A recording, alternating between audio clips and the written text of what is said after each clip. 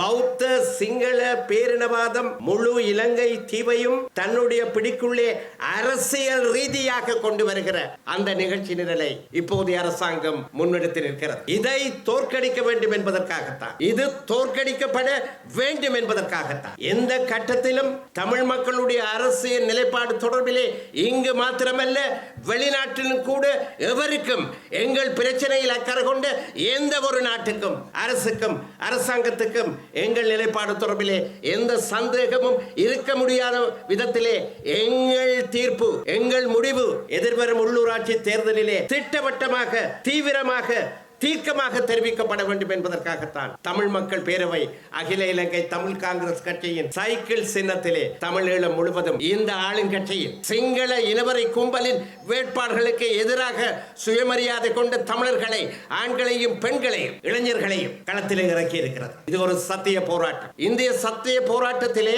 வேறு சில தமிழ் கட்சிகள் எங்களோடு இணைந்திருக்க வேண்டியவர், இணைந்திருக்க கடமைப்பட்டவர்கள் தங்களுடைய சொந்த காரணங்களுக்காக தனித்து போட்டியிடுகிறார்கள். நான் அவர்களை பற்றி அதிகம் பேச வேண்டியதில்லை. காலப்போக்கிலே அவர்கள் இங்கே வருவார்கள், இந்த கொடியின் கீழ் வருவார். ஆனால் ஒரு கட்சி, தமிழரசு கட்சி, கடந்த தேர்தலிலே மட்டக்களப்பு மாவட்டத்திலே மாபெரும் வெற்றியை பெற்றிருக்கிறோம் என்று மார்த்தட்டி கொண்டிருக்கிற தமிழரசு கட்சி என்ன செய்து கொண்டிருக்கிறது? தமிழரசு கட்சியை பொறுத்த மட்டிலே மட்டக்களப்பிலே கடந்த பொது தேர்தலிலே எங்களுடைய மக்களுடைய ஆதரவை பெற்று 3 பாராளுமன்ற உறுப்பினர்களை அந்த சபைக்கு கொண்டு போயிருக்கிற தமிழரசு கட்சியினுடைய ஒரு பாராளுமன்ற உறுப்பினர் ஞானமுத்து ஸ்ரீநேசன் அவர்கள்